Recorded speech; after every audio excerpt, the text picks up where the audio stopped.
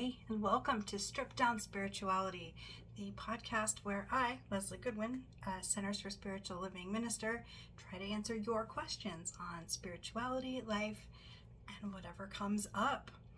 I'm delighted you're with us. This is episode number 7, and right now you can only find it here on YouTube.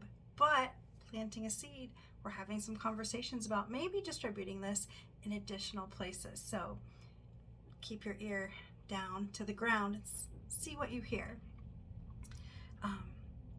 It is full-blown summer here in the Valley of the Sun. I'm in Phoenix, Arizona, and what I have been up to mostly is time in the pool and time with family. So earlier today I had lunch with my mom and my daughter, just going out to pre-celebrate birthdays before people go on family vacations.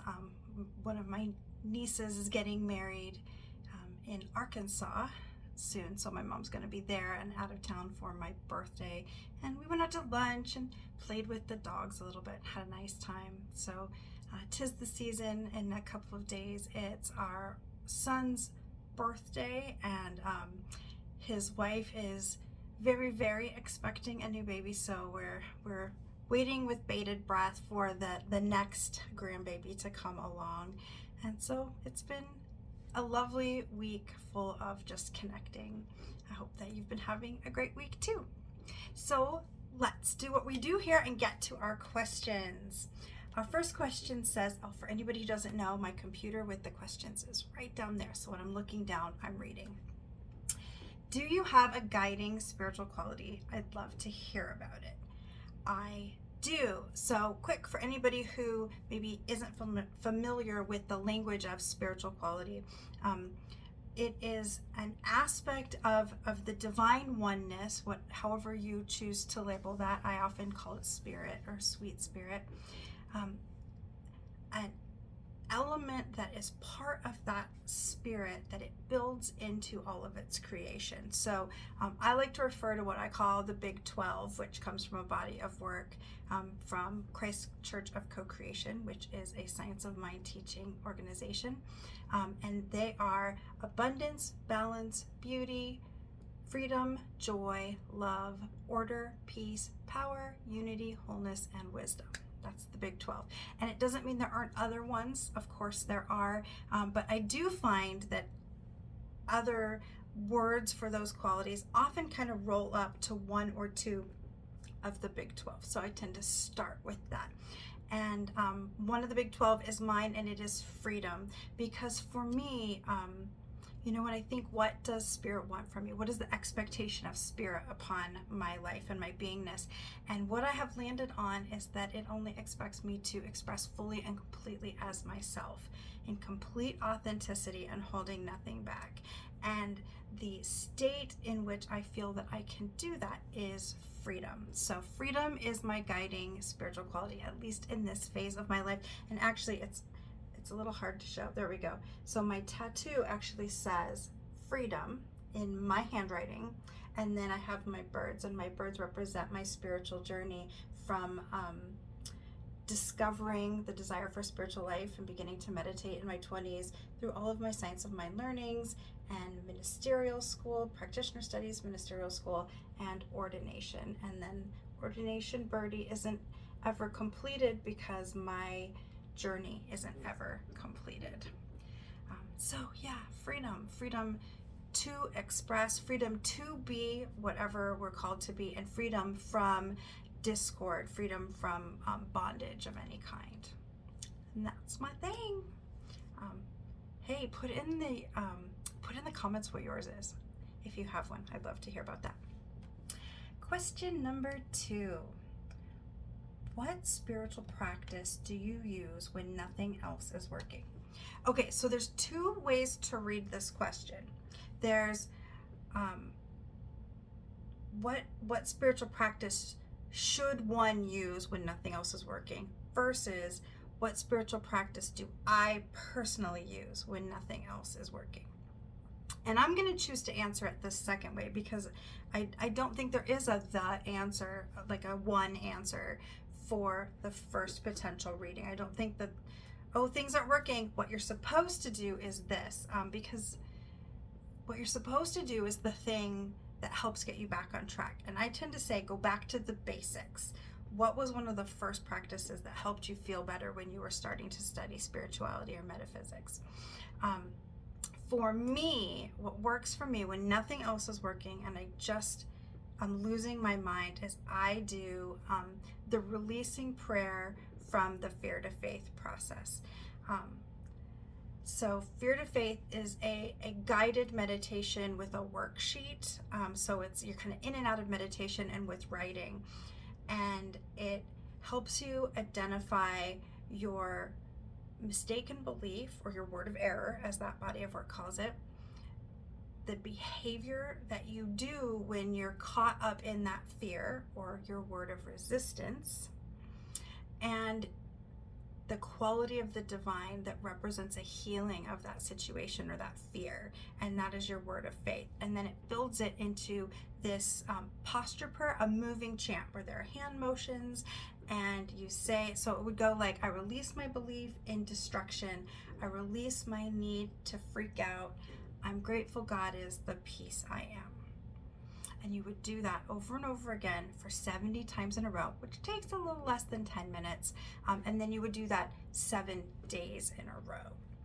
So I don't currently have a Fear to Faith on my schedule.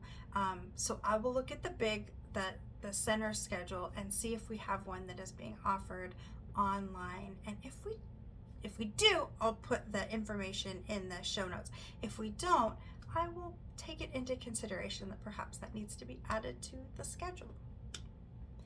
I love that practice. I have obsessively done that practice for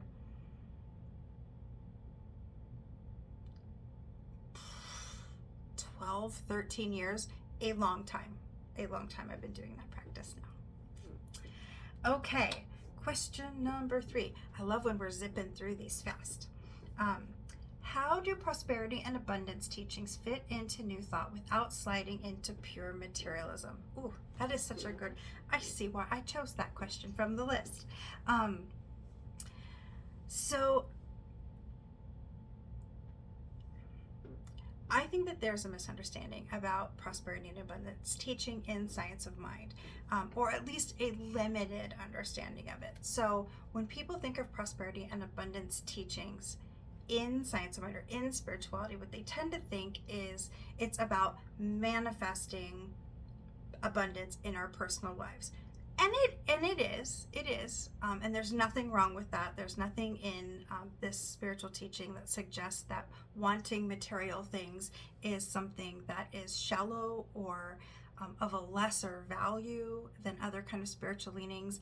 A thing that I really like is that Science of Mind teaches that we are human and divine equally, with neither being hierarchically more important than the other.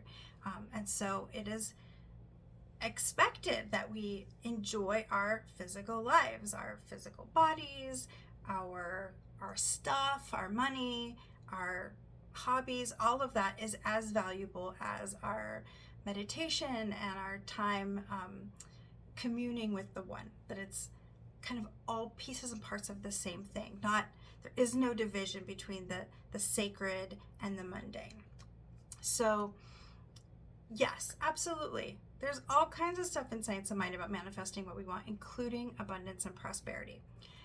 And the reason we can manifest jobs, money, whatever we want, is because the divine is already inherently prosperous. It is prosperity. And as it built us, that prosperity is built into us. So for me, prosperity teaching on the highest level in Science of Mind is less about getting the good than it is about allowing ourselves to remember that the good is already here. That we don't have to go chase it. We don't have to make it happen. If we place ourselves where abundance wants to be, like, yes, we do have to put in the job applications generally. If we place ourselves where the openings to abundance are in our lives, it naturally flows to us and through us because that's how we're made. And I think that the teaching is less about the get the stuff and more about understanding that truth. Because when we really get it, when we really understand that we are taken care of inherently because that quality of the divine is already in us, there is this resting into abundance and prosperity. So could we slide into pure materialism if we were entirely focused on manifesting? Yeah, I think we probably could. But when we take it from the allowing space, and when we think about the value, a primary value for me and for a lot of people about being financially abundant is that we can give. We can support artists and organizations that are causing life to be better on this planet. We can support our spiritual centers. We can support, we can tithe to the teachers that are guiding us and leading us and growing us. There's all this good stuff that we can do with that money, in addition to taking care of our family and living a more opulent life. When we are more focused on the higher aspects of abundance, the fact that it's divine, the fact that it demonstrates that we are divine, the fact that it opens up this opportunity of being able to do good, that pulls us out of that place of pure materialism. But here is also a true thing. There is a chunk of people, and it is not it's not a small amount. Wow, words are not working. The words aren't wording. It's not an insubstantial amount of people for whom manifesting, speaking spiritual mind treatment for specific physical things and getting them, that's what they're in spirituality for, and they're happy with that. And I think it's important that we don't judge that.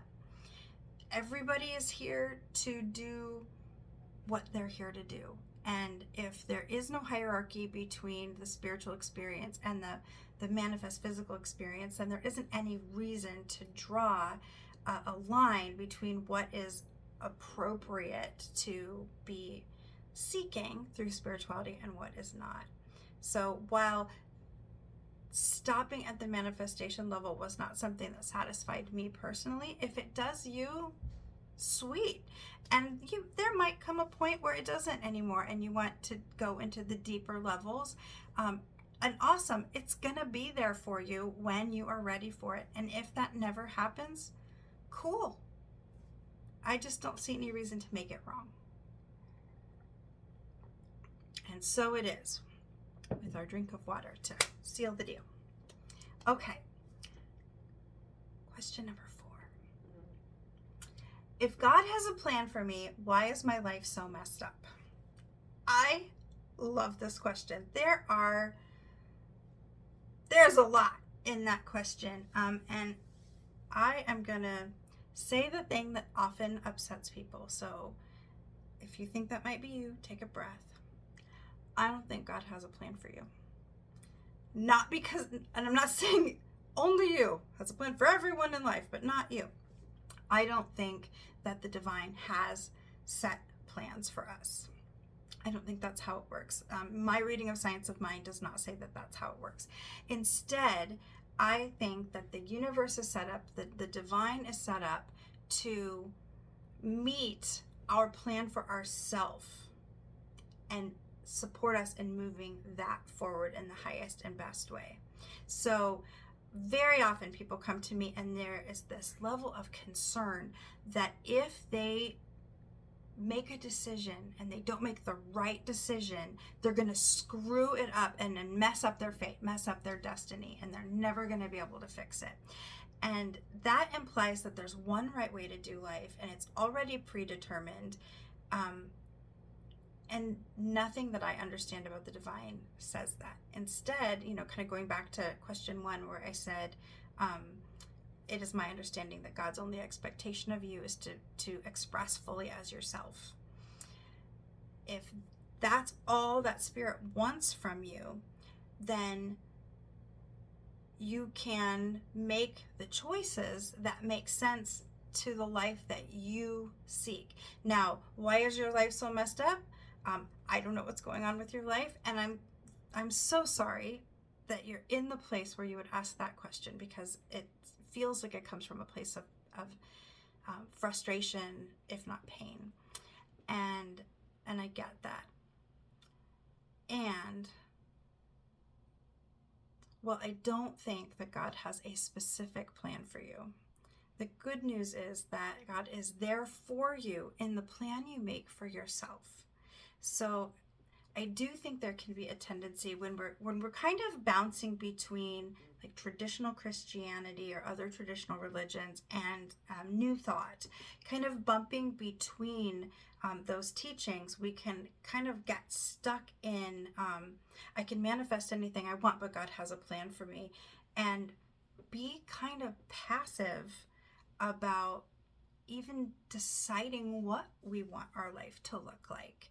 And when we're in that space, we're not making active movement in the direction of anything, kind of waiting for that plan of the divine to kick in and tell me what I'm supposed to do.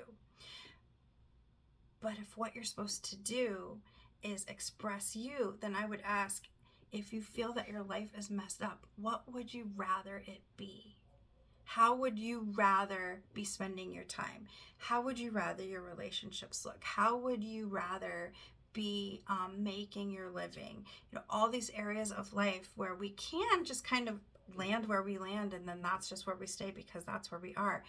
Science of mind would teach us, and greater spirituality would teach us that it is your freedom and your responsibility to make some concrete decisions about what you want, and to take that into your relationship with the God of your understanding and invite it in to bringing forth that which you are claiming, and then accepting that which comes forth. It's a really different way to look at the divine from what most of our culture talks about. And I invite you to chew on it and see if that perception or that perspective works better for you or opens something up for you. Yeah, I think we're good. I think we're complete there. Okay, question number 5. I hope this is okay to ask. It is okay to ask. You've mentioned a couple of times that you have health challenges. Do you mind sharing what you have? I'm just curious, but I also wonder how I can support you. It is totally fine to ask this. It would not always be totally fine to ask everyone, so I appreciate you being careful about it, but I've been pretty public about it, and I don't feel squidgy about sharing it. I don't think that people think less of me because of it, and if they do, I don't think that I'm terribly concerned what they think. So, but that is a pretty healed perspective. I've had a long time to work on this. Okay, so I have autoimmune issues, autoimmune diseases, and I have a number of them, which is something that can happen with autoimmune disease. There is a tendency once you have one or two of them that they kind of start piling on because they're all kind of interrelated. So my first diagnosis is celiac disease. That is an autoimmune disease of the intestines, primarily, and it's largely an inability to process the protein gluten.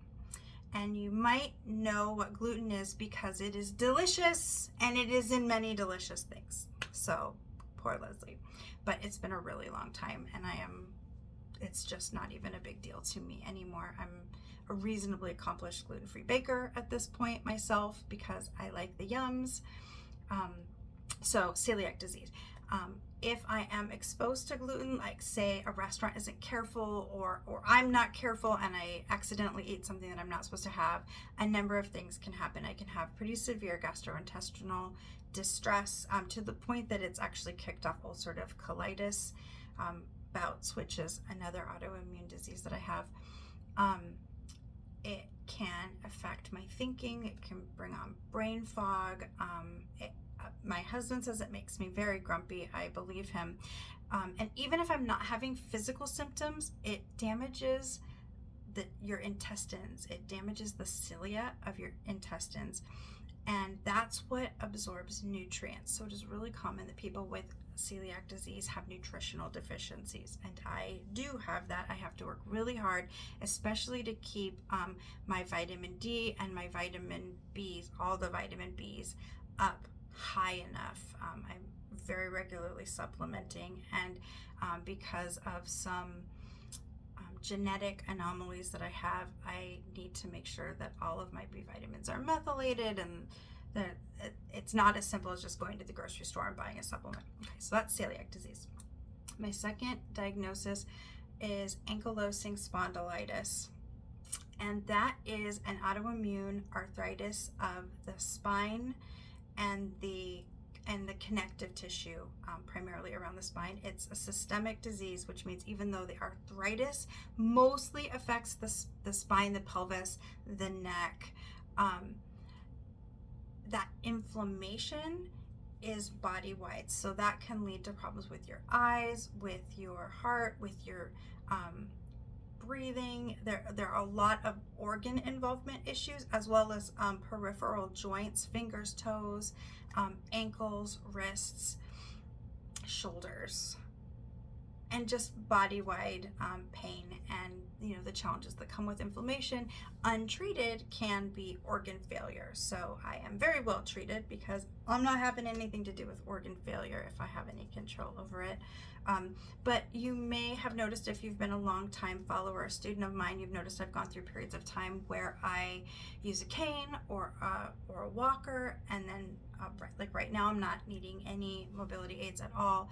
That often is flare based. When I have a really bad flare of my AS symptoms, I have a hard time standing up fully. I have a hard time balancing. So I am on biologic medication to slow down the progress of that disease, and that has been working really well for me. And then also some other medical interventions to help with pain and with systemic inflammation. So that's ankylosing spondylitis. The next diagnosis I got is fibromyalgia, which is a syndrome, not a disease. It's a description of body-wide, largely muscular pain, of a whole bunch of different kinds of pain. It can be soreness, malaise, stabbing, burning, neuralgia type pain, as well as like brain fog and mood disorder. And that one largely, I ended up being diagnosed with it because my other diseases were well controlled, and then I was still having this pain. So fibromyalgia. And then I was diagnosed with psoriatic arthritis. I've had psoriasis on and off through most of my life. Right now I'm pretty well clear of it, except it's on my scalp, in my hair, and it gets worse in the summer, and I suspect it's because I sweat and I have a lot of hair. It catches the sweat and it gets and I'm in and out of the pool, and so there's psoriasis, and that's what's on my scalp is plaque psoriasis. Psoriatic arthritis is complicated, but it is a specific kind of autoimmune arthritis that is related to psoriasis. You can actually have it and not have any visible psoriasis, but I think that it's harder to get diagnosed that way. And it does things like, well, you can't see it, but I can see it. On some of my joints, I am getting nodules, the joints of my fingers. And that's something that happens with psoriatic arthritis, much more peripheral joint involvement, fingers, toes. And so thankfully, psoriatic arthritis and ankylosing spondylitis, there are a lot of drugs that treat both of them at the same time, so I don't have to take any additional medication for the psoriatic arthritis. I do use a medicated shampoo to kind of help with the scalp stuff. I'm itching now because I'm talking about it. Isn't that terrible the way we do that? Okay. I have been diagnosed with vitiligo, which is an autoimmune condition of the skin where your immune system attacks your melanin. I have always been rather fair complected, and so it is not an issue at all for me. Like, it's not even really a cosmetic issue. Like, I can show people, like, on my hand where I have vitiligo to about here, and then my hand has more pigment, but like, you can't see that. I can barely see it when I'm staring at it. But it was worth diagnosing because my insurance company treats individual diagnoses one way, but if you have enough autoimmune diseases, they can change your primary diagnosis to multiple autoimmune syndrome, and then different potential treatments are covered by insurance. So they went ahead and did the official diagnosis of that, even though I don't treat it. There's nothing to treat. I don't have melanin in some places, but it doesn't impact my sense of identity because I've always been fairly close to I've been pretty unmelanated my whole life, unlike people who have beautiful dark complexions where it might interfere with their sense of what they look like or their sense of who they are. It just isn't an issue for me. It is part of why, so you may be able to see that some of my hair is like white as opposed to the gray of the rest of it. Those are spots where I have vitiligo spots on my scalp. So that's my story. An ulcerative colitis, that's my newest.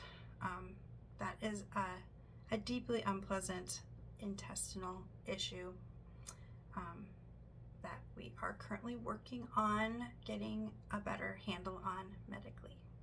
So all that to say, I have an immune system that likes to attack its host, me, instead of what it's actually supposed to be attacking, and that's showing up in a whole bunch of different ways in my body.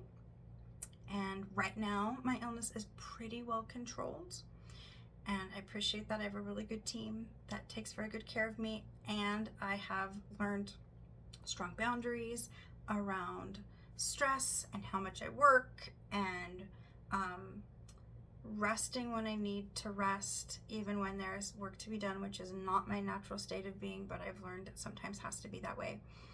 And taking my health more seriously than I take my job and my family, which has involved a lot of decentering everybody else and centering myself in my own life. And I'm grateful that I have a family that has come to terms with that, because it was a big change for my 5 kids / stepkids and my husband when I started being different at my job and my friends and everybody.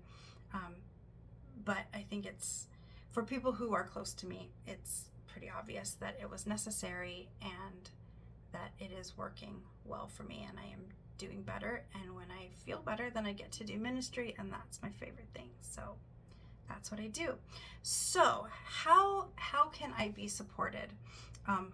The little devil on my shoulder just said, "You can send me money." That's hilarious. I've been online too much today. You can support me by honoring my boundaries when I lay them out, by recognizing that flares happen when they happen, and not automatically assuming that if I have a flare that it's because I did something wrong or I wasn't taking care of myself, because there's to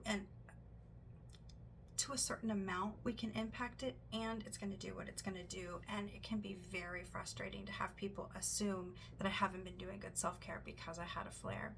So you can maybe check that assumption. You can be happy for me if I'm using a mobility aid, that I am willing to use that aid so that I can be up and about and with my people, instead of the, oh no, oh, it's so terrible, you have to use a cane. Instead, like, oh, I'm so glad you have the tool you need to be here so you can be here with us. And then big picture, if you're really serious, if you really, really want to support me better, find out more about ableism and unpacking your own ableism, because this culture is very ableist and we carry the wounds of the community and the culture we grow up in. So there are wonderful books about how to become anti-ableist, and I will put one or two of them in the show notes if you are curious and want to see about unpacking that particular bias that is completely unconscious, completely unintended, and yet built into all of us. Excellent questions, everybody. If you have a question, if you have something you wish I would talk about, in the show notes, which is in the video description, if you click more or under the three dots, it'll expand and you'll have a description. In there, you're going to find any links I said I would throw in will be in there, and a link to how you can submit a question. I started off with a whole bunch of questions, and we're running a little thin on the questions now. So if you want this podcast to keep going, you gotta send me some questions. So don't feel like you've already sent in one and you gotta wait. Just send them in. I pick the ones I feel like answering in any given week, so all is well. Okay, I like to do a little "What is Leslie reading?" piece at the end. And so what am I reading? I'm always reading a nonfiction book and a fiction book. My nonfiction book is usually serious and important, and my fiction book is usually very dumb and very lightweight, and I like it that way. So my, pardon me, my nonfiction book is How to Teach Adults, Plan Your Class, Teach Your Students, Change the World by Dan Spalding.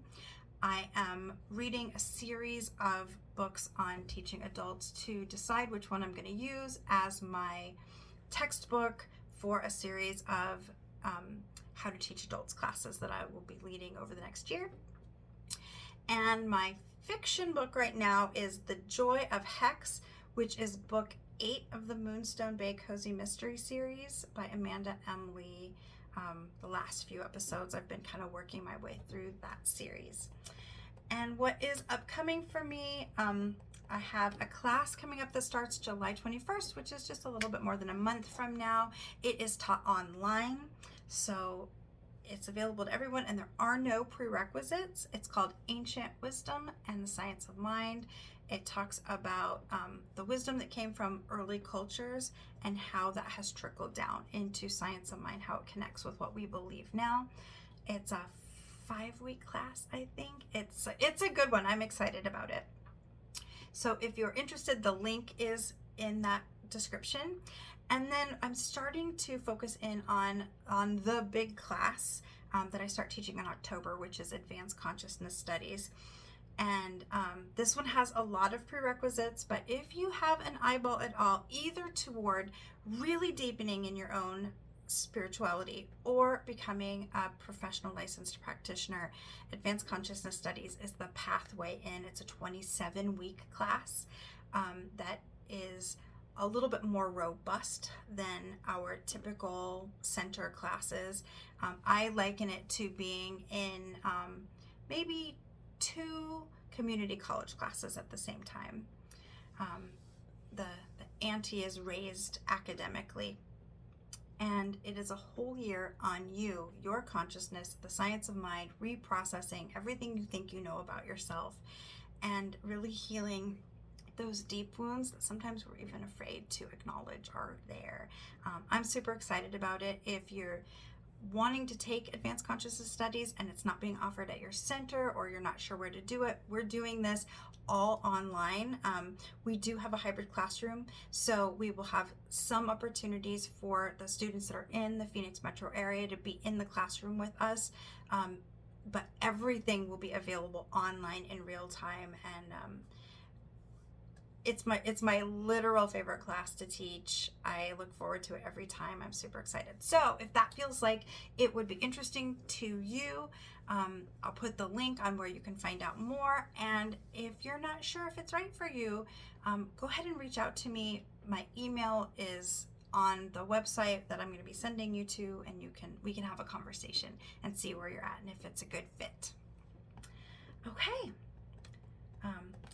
If you are enjoying this podcast, I invite you to do the things that people do when they like a podcast.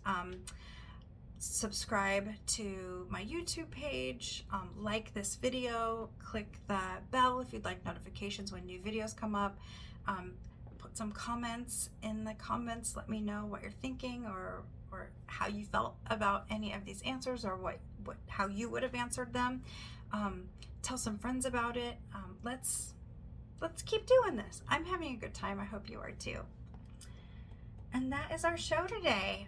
We'll see you next Friday for another episode. I hope that you have a fantastic week. See you later.